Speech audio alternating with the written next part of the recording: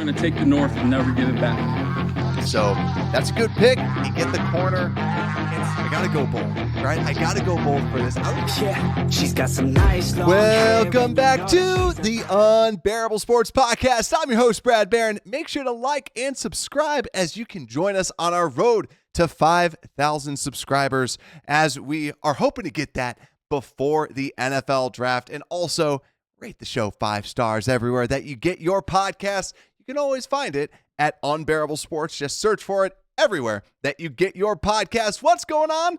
You can hear I'm starting to get my voice back, starting to feel a little bit better. So today I wanted us to go through a super fun idea.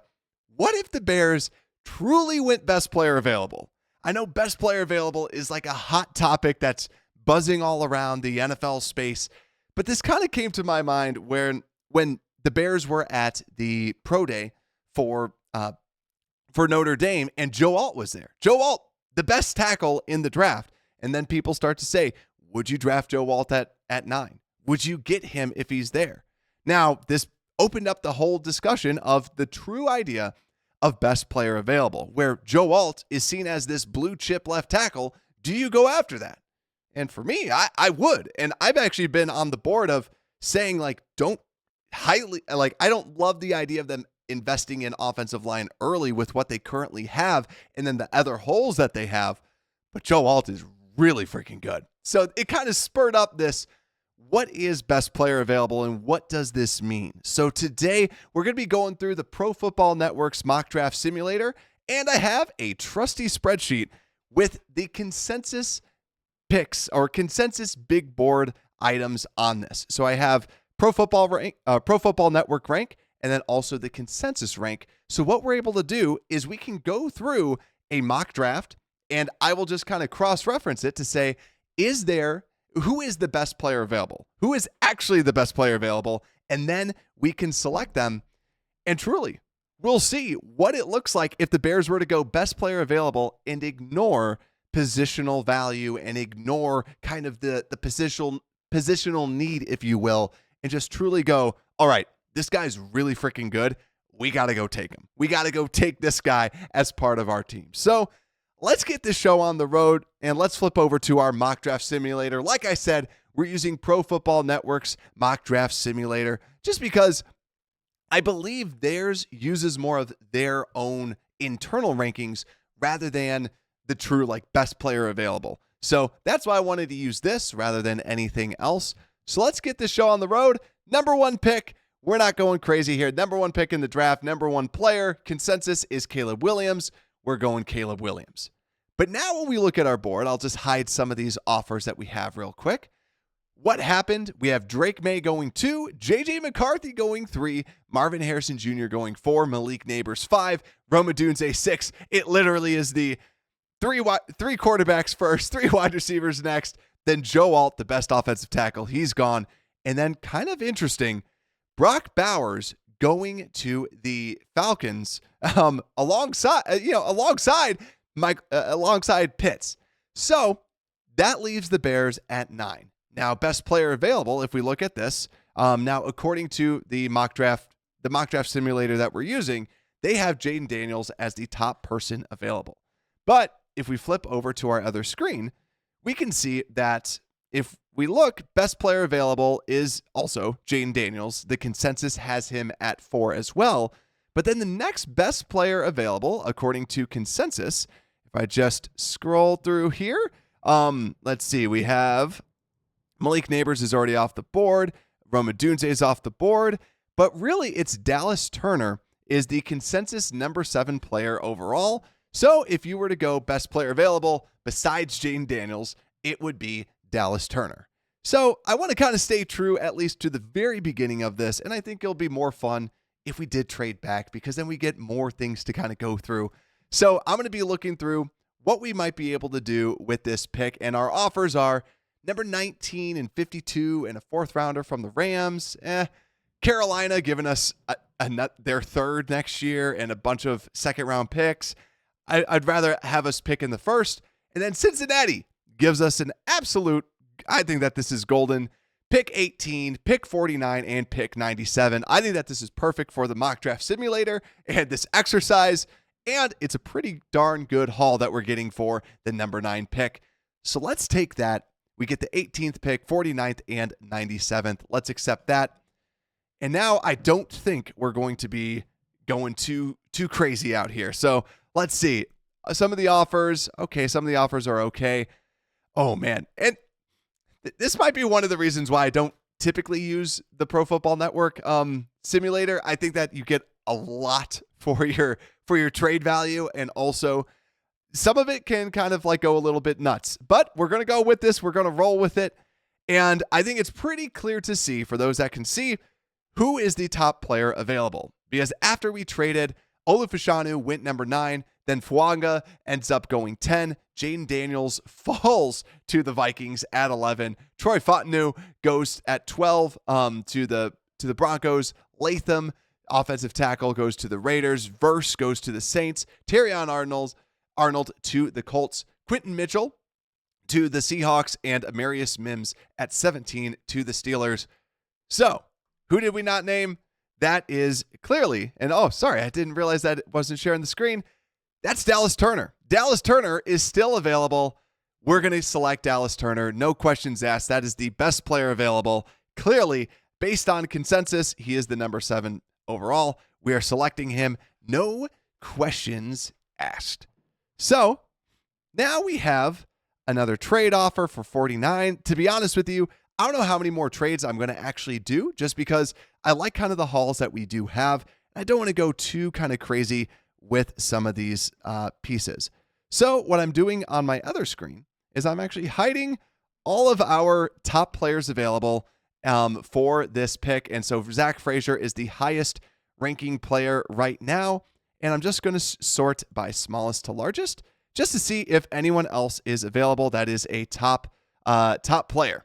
So right now we are at pick 49, and Pro Football Network's top players that they have: Zack Frazier, center out of West Virginia. That would be quite nice. Then we have Trey Benson, running back out of Florida State. Adisa Isaac, edge out of Penn State. Rukaroro, defensive tackle out of Clemson. And Malachi Corley, wide receiver out of Western Kentucky. But if we flip over to our consensus board and we see kind of where they fall at this board, like Adisa Isaac, it's actually, his value is minus 33 slots. He's seen more as like a pick 78 rather than pick 45. Yet again, the difference between the simulators that you go through and where do they actually fall on, say, a consensus big board. Or you even see like Malachi Corley is more so projected at pick 67.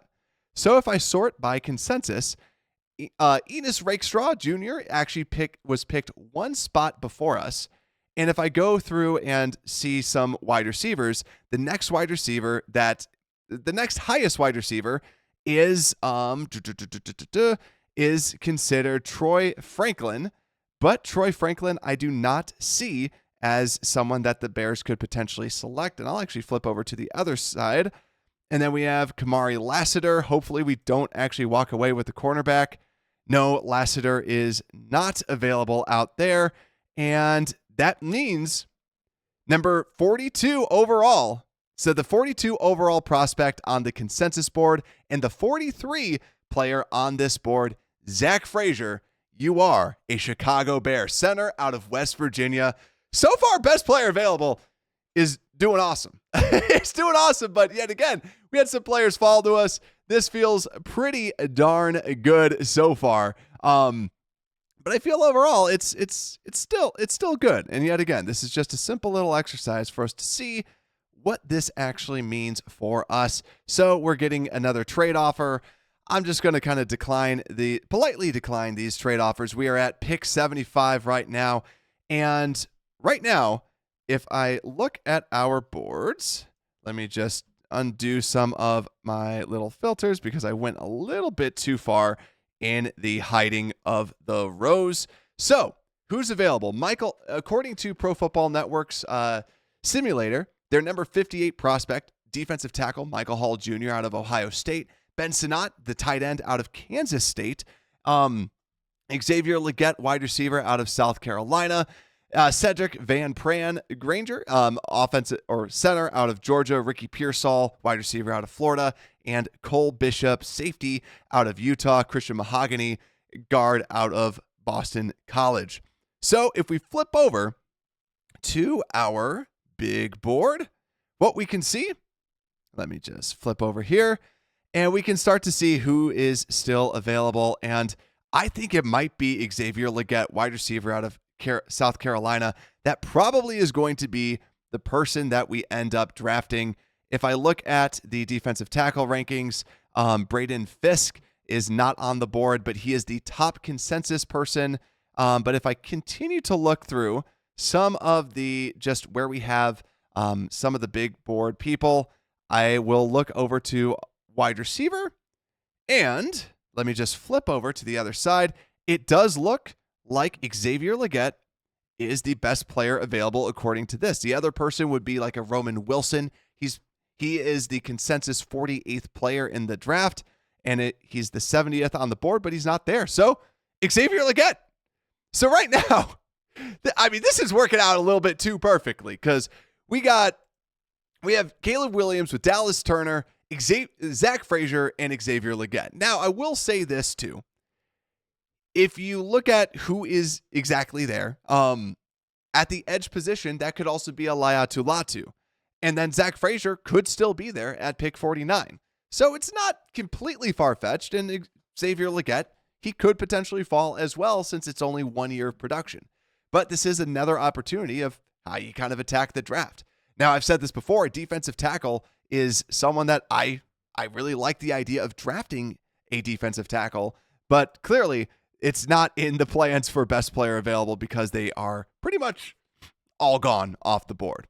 So if we look at our board right now, Ricky Pearsall is seemingly the top prospect at pick. He's the 75th overall prospect. This is our 97th pick overall. And if I look at our trade offers, I think I'm actually going to trade back because what I would like to do is just at least accumulate a little bit more draft capital just so that we can kind of get to that magical seven picks overall. So I'm just going to go with Jacksonville and trade and get the pick 114 and 153 just because I want to get to that 7 picks overall, and then we won't be trading back as much. So I think that's all set. So now when we look at best player available on this, what we are being led to is we have Kalen Bullock, safety out of USC, is on Pro Football Network's top. And if we just look at the Pro Football Network rankings, Kalen Bullock, then Dominic Pooney, the guard out of Kansas. And then we also have, let me just kind of go through some of these as I'm hiding it on my other screen as well. Then we have Cade Stover, the tight end out of Ohio State, which I'll be honest, I kind of hope that he's the pick because Cade Stover, very, very just good all-around tight end that you can get. Then Blake Fisher, tackle out of Notre Dame. So if the Bears do want to go with a tackle, that could be a very, very good landing spot for him. And then running back, Audric Estime at running back out of Notre Dame. And then Mason Smith, defensive tackle out of LSU. So let's get right into this. I'm going to switch over to the consensus big board to see what the pick might be. And if we look at the consensus, Mason Smith, defensive tackle out of LSU. You can't write it any better, actually. Mason Smith, defensive tackle out of LSU, is the consensus 70th overall, 70th person on the big board. Some other players too might be like a Jonah Ellis, who is 77th, but Pro Football Network has them at 151. And then Kalen Bullock, safety, is the 80th player. So a couple people there that the Bears could have potentially picked up, but ultimately we are going with Mason Smith. All right, we got a pretty darn good board out here, and now we are all the way down to pick 122, the Chicago Bears pick. Like I said in the last episode, I think that the Bears ultimately trade out of this. We didn't get any trade offers, and also when you look at the board, Kalen Bullock, safety out of USC, is still on the board. But like we just mentioned, the only other thing that we have to think about is Jonah Ellis. Now, Jonah Ellis, edge out of Utah. We could just double dip at that edge position. I don't necessarily love the idea of best player available. We could just go with Jonah Ellis, but I kind of want to go with just Kalen Bullock because we haven't drafted anyone at that. So I'm kind of cheating a little bit slightly. You can sub out Jonah Ellis if you want to, but I think ultimately if Kalen Bullock was in this range and you look at just where they are, Jonah Ellis is the 77th consensus player. Kalen Bullock is the 80th. We haven't drafted a safety yet. I'm going to go with Kalen Bullock as a backup, right? So then you're just kind of filling out your roster. Yet again, we are not factoring in who is already on the team. And now we have another trade offer. Pick 153 for pick 157 and 232 from the Vikings. I'm just going to accept that so that we have 8 picks. Why not make this episode slightly longer, if we will? So let's see who is on the board, shall we? So we now are all the way down to, let's see, hide some of these rows. And the top prospect that is available right now, according to Pro Football Network, Tanner Bordellini, the center out of Wisconsin, but he is the consensus 151st player out there. And then you look at Tyler Davis, the defensive tackle out of Clemson, is another player that is pretty high on some of these boards, but consensusly 138, so he's around that same area no matter what. And then we go to Layden Robinson, the guard out of Texas A&M. So this leads me to one question. Is Jonah Ellis still available? Yes, he is. We are not going to skip on him again. We are going to go Jonah Ellis, edge out of Utah.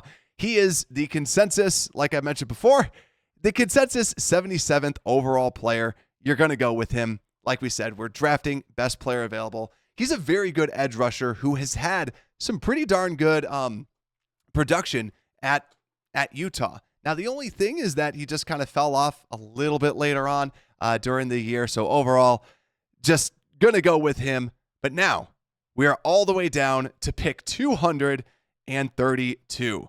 So what I'm going to do on my consensus side is I'm just going to hide a whole bunch of players all the way to 207. So I'm going to hide that. And now the Pro Football Network, they are saying that the top prospect that's available is Logan Lee, defensive tackle out of Iowa. Then the next best player, according to them, is Carson Steele, running back out of UCLA. Then the next player out of that is McCallan Castles, tight end out of Tennessee, who we are not going to draft because he is the 365th consensus overall player. But then if we continue all the way down to their 226th overall prospect, that is Dominique Hampton, safety out of Washington. So now let's flip over to the consensus board. And yet again, so for those that are kind of curious that are watching, my consensus board right now, I'm trying to hide as many people as possible without like going through each individual person. I'm live doing this right now, so it's trying to just hide as many as possible. So their top players that could potentially still be available are Gabriel Murphy, and he is Pro Football Network's 250th ranked player, but he's another defensive end out of UCLA that is the consensus 124th best player. Then, and Caesar is actually not available. I'll actually just hide that person right there. And then the next best player available is Jalen Simpson. Let me see if he's actually available on our side. No, he is not. So I'm just going to slowly start ticking these players off real quick. Dylan Johnson, running back out of Washington, consensus 159th, but Pro Football Network has him at 253. He's available. Now, Gabriel Murphy would be the best player available from a defensive end perspective. We have drafted 2 defensive ends, and honestly, like I mentioned before, we could easily go with this. This is our last pick that we have inside of this draft, so we could easily just say it's Gabriel Murphy. He's a very good player, but just for the sake of it, we already have 2 defensive ends, and we're not going to triple book it, especially if we do have Dallas Turner. So ultimately, we are going to go with Dillon Johnson, running back out of Washington, as our last pick in the draft. So this is the outcome of drafting best player available. Now, yet again, like we said before, we did cheat a little bit with cheat's a strong word, because when you look at what we came away with, because what we did was at pick 122, Jonah Ellis was there. So what we ultimately said, though, was, you know what, we already drafted an edge in Dallas Turner. Let's just go with Kalen Bullock. So if you want to go super, super asterisky with this, you could also look through and watch the YouTube video where you could see some of the other players that were available there. But overall, I thought that we stayed pretty true to this whole best player available. And honestly, this almost worked out too well for us. So we walked away with obviously number 1, Caleb Williams. Then we traded back and we got Dallas Turner, edge out of Alabama. He fell to us there. But keep in mind, too, this could have easily been Laiatu Latu as someone that would have been fallen all the way down there as well. But then Zack Frazier fell to us at 49, the center out of West Virginia. So walking away with a good center as well. Then we have wide receiver Xavier Legette out of South Carolina that was there at 75.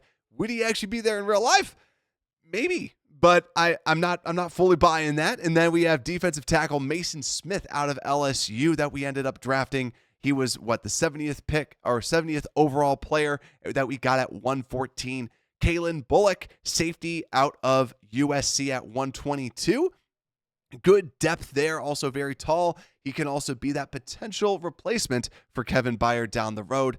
And then Jonah Ellis, edge out of Utah, and Dillon Johnson, running back out of Washington. To be honest with you, this is almost too good. I feel like this is very, very phenomenal. Xavier Legette can play that outside wide receiver for you, and someone that I think that I have a second-round grade on. So I'm very, very, very pleased with this. If the Bears were to walk away with this, I'd be jumping for joy. Let me know what you think down below. Also, did you enjoy this? Because if you did, make sure to like and subscribe. It helps out the channel tremendously. Also, download the show everywhere that you get your podcast, because you can also just listen to it on the go wherever you may be. And like I said, hope you enjoyed this. With that, Unbearable Sports Podcast, we are out.